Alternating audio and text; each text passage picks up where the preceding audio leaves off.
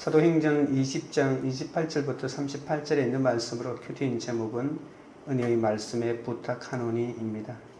바울은 에베소에서 3년 동안 머물면서 밤낮 쉬지 않고 눈물로 각 사람을 훈계하고 성도들로부터 어떤 재물도 기대하지 않고 몸소 수고하여 자신과 동행들의 필요를 충당했습니다. 그는 에베소 교회 장로들에게 이런 자신을 본받아 교회를 보살피라고 권합니다. 그리고 그들과 함께 기도한 후에 눈물로 작별을 고하죠. 첫째는 자기와 양떼를 위하여 삼가라입니다. 28절입니다. 여러분은 자기를 위하여 또는 온 양떼를 위하여 삼가라. 성령이 그들 가운데 여러분을 감독자로 삼고 하나님이 자기 피로 사신 교회를 보살피게 하셨느니라. 바울은 예루살렘으로 가는 길에 밀레도에서 만난 에베소 교회 장로들에게 작별을 고하면서 양떼들을 잘 섬기라고 당부합니다. 교회는 독생자 예수께서 핏값을 주고 사신 하나님의 소유입니다. 그리고 직분을 맡은 자는 하나님으로부터 교회를 돌보도록 위임받은 자이죠. 요한복음 10장 11절에 예수님은 자신을 선한 목자라고 하셨습니다. 그 목자는 양의 음성을 듣고 또 양을 위해서 생명을 아끼지 아니한다고 하셨습니다. 예수님이 세상에 오신 목적은 양으로 생명을 얻게 하고 더 풍성히 얻게 하려는 것 아닙니까? 또한 시편 23편은 교회에 대하여 잘 설명해 줍니다. 여호와는 나의 목자시니 내가 부족함이 없으리로다. 그가 나를 푸른 초장에 누이시며 쉴만한 물가로 인도하시는도다. 이것이 바로 교회입니다. 교회는 하나님의 양떼들이 모인 공동체입니다. 그런데 양떼는 스스로 존재하지 못하기 때문에 목자가 있어야 합니다. 목자가 없다면 양은 의미가 없습니다. 그러면 양떼를 잘 돌보는 비결은 무엇일까요? 사도 바울은 장로들에게 양떼들을 잘 돌보는 비결에 대해서 두 가지를 말합니다. 첫째는 자기 성찰이 늘 있어야 한다는 것이죠. 양떼를 잘 돌보기 위해서는 먼저 자기 절제를 해야 하고 자기 관리를 잘해야 합니다. 자신을 훈련하는 일이 절대적으로 중요하다는 말입니다. 오늘날 교회의 문제는 교인들의 문제가 아니라 지도자들의 문제입니다. 장로들이나 목회자들이 제 위치와 제 역할을 제대로 하지 못하기 때문에 생기는 문제죠. 바울은 에베소 교회의 장로들에게 양떼를 지키는 감독자의 사명과 하나님이 자기 피로 사신 교회의 정체성을 잘 일깨워줍니다. 자기 구원의 확신이 없는 사람이 어떻게 남의 구원을 말할 수가 있겠습니까? 자기 절제의 가장 중요한 것은 구원의 확신이 있어야 한다는 것입니다. 성령을 체험해 보지 못한 사람이 어떻게 남에게 성령의 능력을 말할 수가 있겠습니까? 지도자의 자질과 그의 영적인 위치가 이렇게 중요합니다. 목자 한 사람이 넘어지면 모든 양떼들이 넘어지잖아요. 그리고 또한 마귀는 틈만 보이면 우리에게 다가와 우리를 공격하기 때문에 영적 지도자의 위치가 얼마나 중요한지 알 수 있습니다. 그 다음 두 번째는 양떼를 잘 돌보기 위해서는 하나님은 이 감독자라는 질서를 주셨다는 겁니다. 그냥 아무렇게나 양떼들이 살도록 내버려 두지 않고 양떼들이 따라갈 수 있는 교회의 영적 지도 체제를 만들어 주셨다는 것이죠. 그래서 교회는 이 영적 지도 체제를 존중하고 존경하고 그 권위를 살려주어야 합니다. 성령이 그들 가운데 여러분을 감독자로 삼고 하나님이 자기 피로 사신 교회를 보살피게 하셨느니라고 말씀하고 있지 않습니까? 하나님이 자기 피로 사신 교회를 양떼라고 하십니다. 어떻게 하나님이 피를 흘리셨을까요? 자기의 아들 독생자 예수 그리스도께서 우리를 위하여 십자가에 돌아가시면서 흘리신 바로 그 피를 말하는 거죠. 그러니까 예수님이 흘린 피는 바로 하나님이 흘린 피와 같다고 오늘 본문이 말하고 있습니다. 하나님이 자신의 피를 흘려 만들어주신 교회가 바로 우리들 아닙니까? 그래서 교회는 건물도 아니요, 제도도 아니요, 교파도 아니요, 성도들이 바로 교회입니다. 우리 주님께서 피를 흘려서 값주고 사셔서 그 대가를 치르고 그리고 우리에게 주신 그 하나님의 백성들, 그 성도들이 바로 교회입니다. 29절 30절입니다. 내가 떠난 후에 사나운 이리가 너희 여러분에게 들어와서 그 양떼를 아끼지 아니하며 또한 여러분 중에서도 제자들을 끌어 자기를 따르게 하려고 어그러진 말을 하는 사람들이 일어날 줄을 내가 아노라. 사도 바울은 목회와 양육에서 양떼들을 돌볼 때 가장 경계해야 하는 것은 바로 이 흉악한 이리떼라고 말합니다. 사나운 이리가 공격한다는 것이죠. 교회에 거짓되고 어그러진 가르침을 전파하는 사나운 이리가 들어오면 그가 거짓 진리를 퍼뜨려서 양들을 복음에서 떠나게 할 수 있다는 말입니다. 바울이 그곳에 있는 동안에는 이 흉악한 이리떼인 이단들이 들어오지 못했잖아요. 그러나 바울이 떠나면 이리떼들이 호시탐탐 노리고 있다가 들어오게 될 것이면서 그들이 하는 말이 사도 바울이 잘못 가르쳤다. 사도 바울은 사도도 아니다. 라고 하면서 엄청난 공격을 할 것입니다. 자신이 떠난 후에 믿는 자들을 넘어지게 하려고 영지주의자든 유대주의자든 또 그 밖에 거짓 선지자들의 끊임없이 일어날 것이고 그들은 공동체 안에서 어그러진 말씀으로 끊임없이 미혹할 자가 나타날 것임을 경고합니다.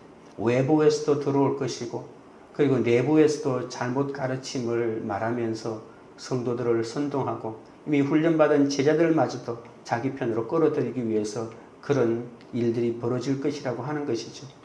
요한계시록 2장에 보시면 아시아의 7교회 가운데 첫 번째 에베소 교회가 나오죠. 에베소 교회는 여러 칭찬을 하는데 이 진리를 잘 지킨 것에 대해서 칭찬을 받지 않습니까? 그리고 그 에베소 교회에 말할 때 특별히 사도를 자칭하는 자들과 특히 이 니골라당을 미워하는데 잘했다. 나도 그 니골라당을 미워한다라고 하면서 에베소 교회는 다른 것은 몰라도 이 이단을 철저하게 골라내고 대응했던 것을 알 수 있습니다. 그것이 바로 이 3년 동안 이 바울의 피눈물 나는 가르침이고 그리고 교회 지도자를 잘 세워주셔서 바울 이후에도 이 거의 한 50년 이상 이 가르침을 계속 지켜냈던 결과가 아닐까 생각할 수 있습니다.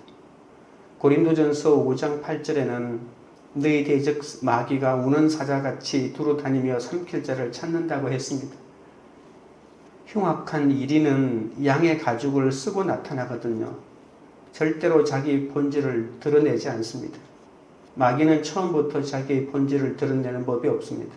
아주 그럴듯하게 말씀과 능력으로 찾아오기 때문에 속아 넘어가는 거죠.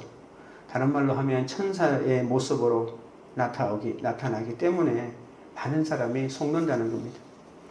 그러면 이 흉악한 이리떼들이 들어와서 하는 일이 무엇일까요? 그것은 양들을 돌보지 않는 것이죠. 양떼를 맡아놓고 돌보지도 않고 굶깁니다.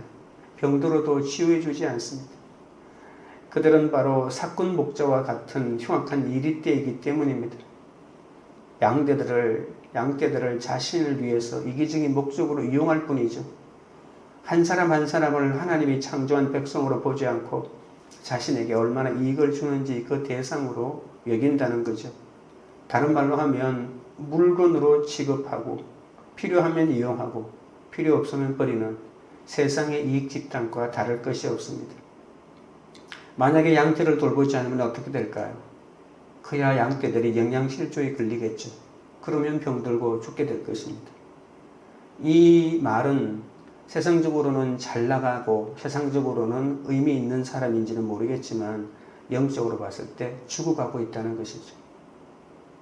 그리고 그것이 중요하지 않다고 그러한 것들은 전혀 고려 대상이 아니라고 그렇게 만들어버리는 것이죠. 그러면 회복의 가능성마저도 없어지는 거죠. 사람은 말로만 양육되는 존재가 아닙니다. 관심을 가지고 닦아주고 어루만져주고 돌봐주어야 하죠. 그렇게 하지 않으면 양떼들은 이 험한 세상에서 혼자 살아남기 위해서 독해질 수밖에 없거든요. 그래서 양떼를 맡았으면 그들을 돌봐주어야 합니다. 기도해주고 신방해주고 어루만져주고 함께 눈물을 흘려주어야 합니다. 그런데 흉악한 이리떼는 사람을 자꾸 분열시킵니다. 교회 내부적으로도 말씀을 왜곡되게 전하고 자기만 따르게 만드는 그러한 편을 가르는 일들이 일어나죠. 그래서 바울이 로마서에서 이 당을 짓는 자들이 큰 악 가운데 하나라고 말하고 있는 것입니다. 조직을 하나로 만들기보다는 자꾸 이간질하고 분열시키는 겁니다. 이리 때들은 말만 그럴듯하게 합니다. 제자들을 끌어 자기를 쫓아오게 하는 거죠. 그 조직에서 제자들을 이탈시키고 그들은 어그러진 말과 아주 그럴듯한 말로 사람을 현혹하여서 자기를 따라오게 하고 예수를 따라가게 하는 것이 아니라 자기를 믿게 하는 것, 그거 아니겠습니까? 지금 질문 드립니다. 나 자신과 내게 허락하신 양떼를 위해 깨어있지 않으므로 나의 게으름을 합리화하거나 함부로 말해 주변 사람들에게 상처를 준 적은 없습니까? 둘째는 주는 것이 복이 있다입니다. 31절 32절입니다.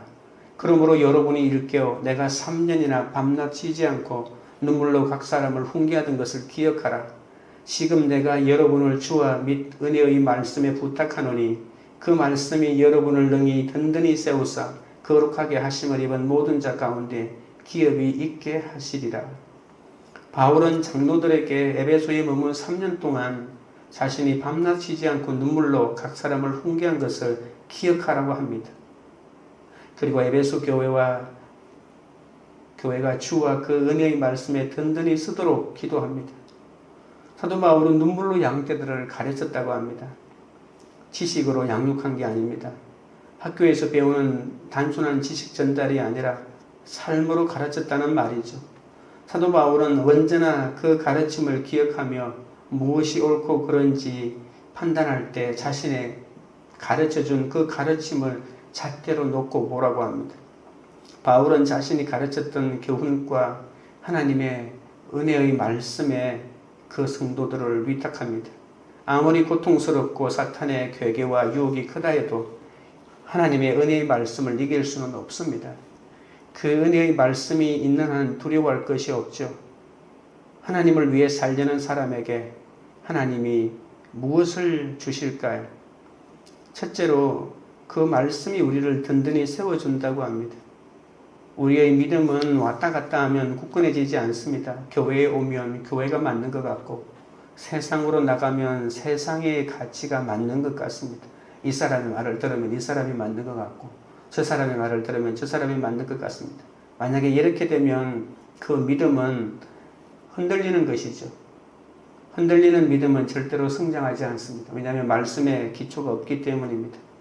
말씀의 기초에서 믿음의 뿌리를 내리고 든든히 서 있어야 폭풍우가 몰아치고 비바람이 불어도 이겨낼 수 있는 것이죠.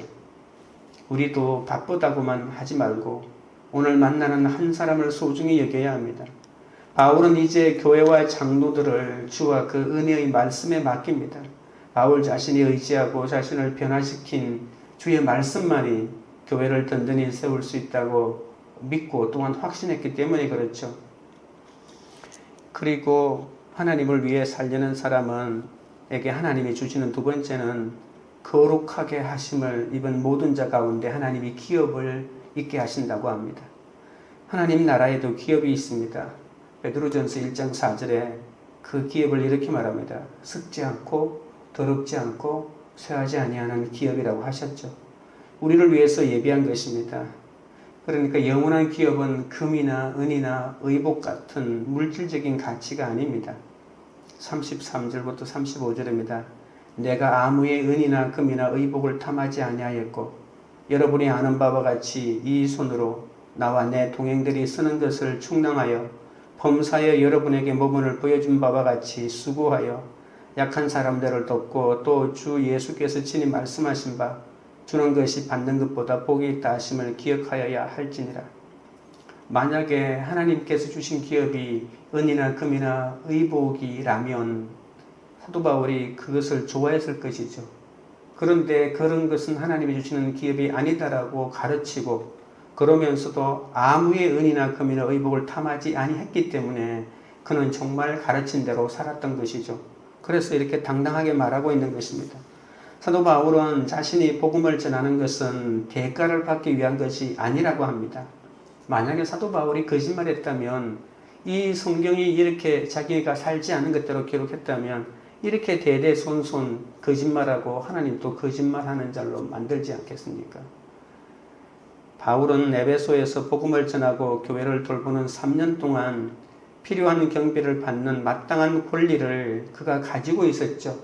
그런데 그는 그 권리를 포기했습니다.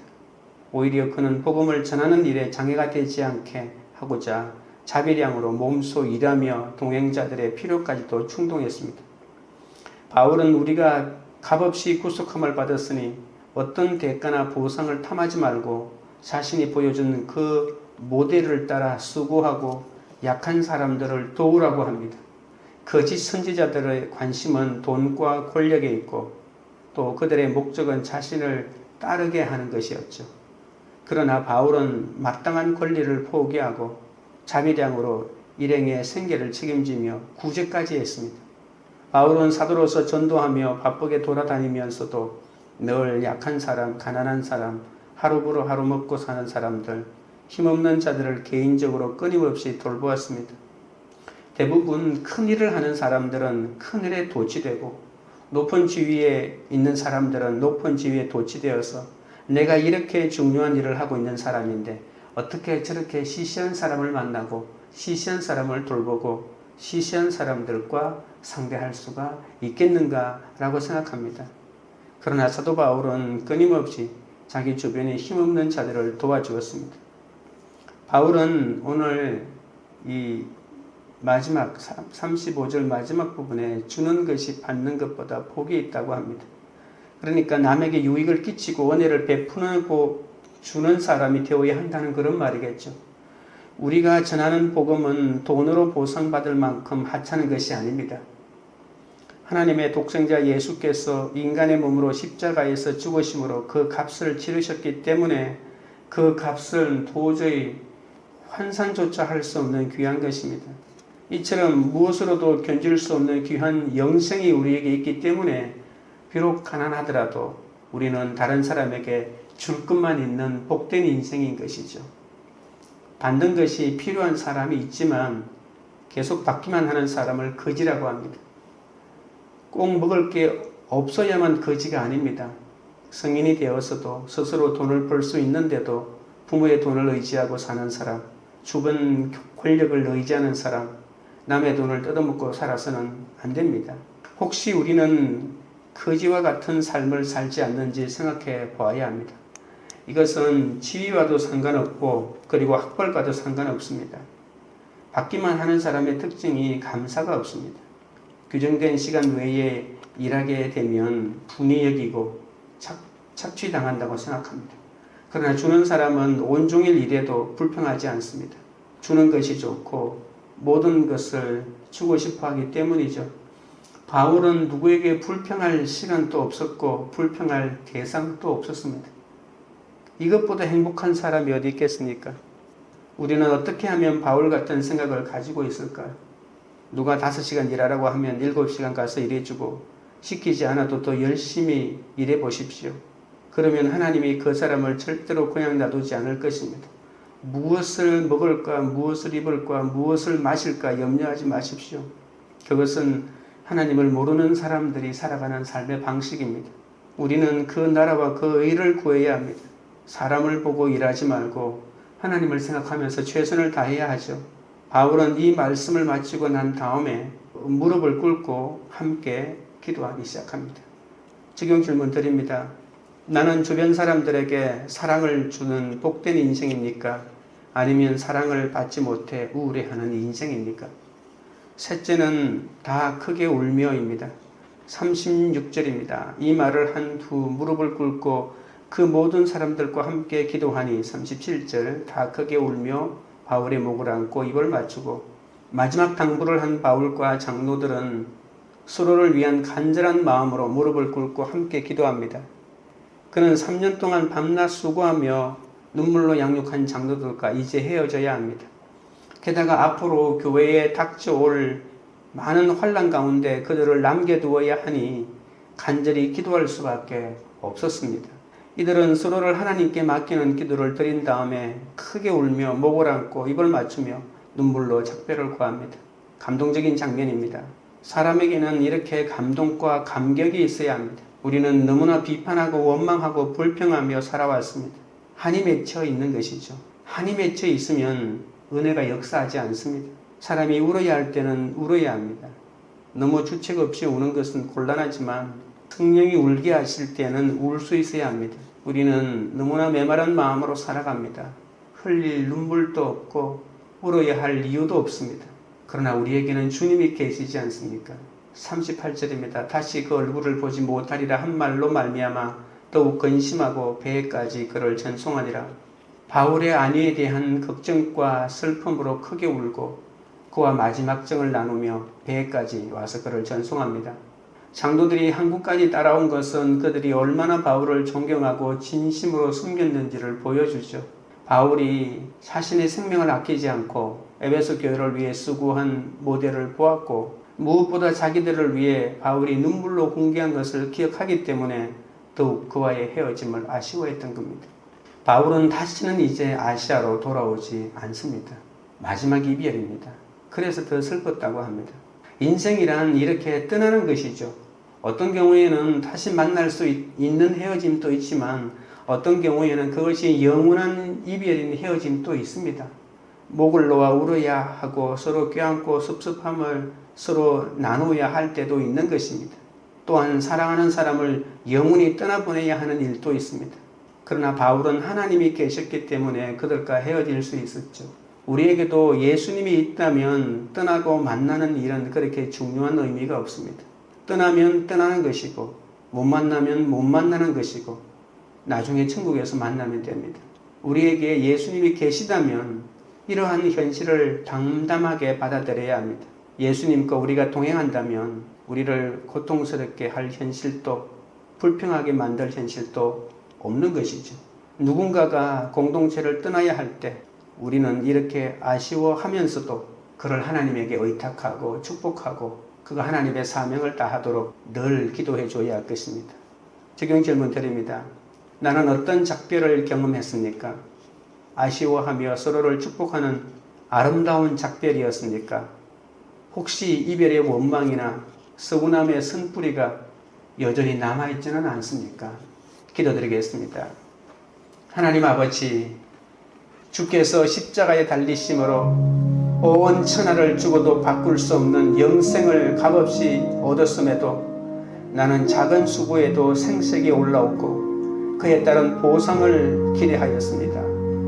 내가 받지 못한 것만 생각하느라 시간과 감정을 낭비하고 끊임없이 남과 비교하며 우울해하며 지옥을 살았사오니 주여 용서하여 주시옵소서. 양떼를 지키는 목자의 사명과 하나님이 자기 피로 사신 교회의 정체성을 잃지 않도록 온 힘을 다하여 섬기도록 도와주옵소서. 양떼를 잘 돌보기 위해서는 늘 절제해야 한다고 했습니다. 교회든 가정이든 직장이든 하나님이 세우신 질서에 순종하는 마음을 허락하여 주시옵소서. 선한 목자가 되어 늘 진리의 꼴을 먹고 또 먹이게 하여 주시고 사나운 이리떼를 늘 경계하게 하여 주옵소서. 사나운 이리떼들이 나타나 공동체를 분절시키고 말씀을 왜곡되게 전한다고 했습니다. 아버지 하나님, 은혜의 말씀으로 써있지 않으면 흔들리기 때문에 아버지 하나님, 이 은혜의 말씀으로 흔들리지 않도록 날마다 붙잡아 주시옵소서. 우리의 기업은 이 땅의 은과 금과 의복이 아니라 영원한 천국의 기업이라고 하셨사오니 그 천국의 기업을 사모하게 하여 주옵소서.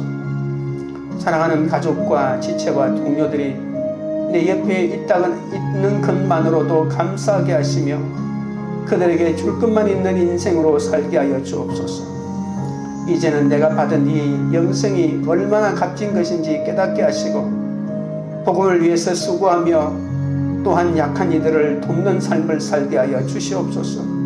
사랑을 받지 못해 우울해하는 인생이 아니라 주변 사람들에게 사랑을 주는 복된 인생이 되게 하옵소서. 나눠줄 것만 있는 인생이 되게 하옵소서. 이제는 말씀의 경고를 잘 받아 나 자신과 양떼를 위해 삼가며 아름다운 작별을 준비하는 자가 되게 하옵소서.